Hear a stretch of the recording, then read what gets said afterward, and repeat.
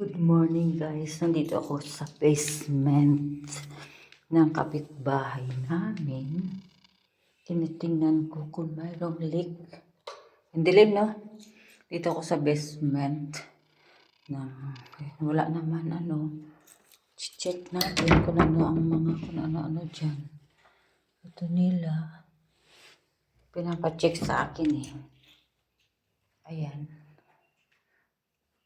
sa basement, kakatakot. Yan guys, dito yung basement. Ito yung nila, basement sa downstairs. Wala naman. Thanks God, wala. Ayan basement. Laki, no? Ito yung basement nila. Laki. Pero chine-check ko, baka mayroong tulo. Kasi lagyan ko ng towel. Ay, thanks God, kasi wala naman. Ayan. Ayan, guys. Tinitingnan kung mayroong tulo. Wala naman. Ay, thanks God. Para masabi ko ito pala nila, gym nila to. Ayan ayan, gym.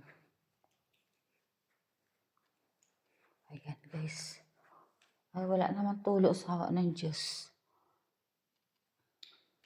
Ito ba yung pinakailalim yun dito? Ayan ay, wala naman tulo. Ayan ayan. Ito guys, yun yung basement to. Laki, no? Laki ng basement nila. Yes, kapitbahay namin to siya. Patayin ko ng ilaw. Ayan. Tapos ngayon, naakyat na ako sa taas. Ito na naman ako sa dilim na guys. Naakyat na naman ako sa taas. Dito wala naman tulo eh. Thanks God. Wala naman. Kasi sabi niya kung may tulo ng mga, alam mo dito sa Dubai, minsan yung mga gawa ng mga tao, hindi naman Ayan Yan, dito ko sa taas ngayon guys. Dito sa baba ito. Dito sa baba. Check natin dito sa sa guest room. Ay, malamig. Naka-on ang AC nila. Ay, wala naman tulo sa Diyos. Sawa ng Diyos. Ayan. Wala naman tulo siya.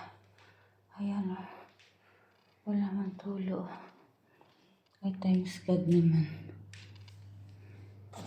Okay naman siya. Okay naman.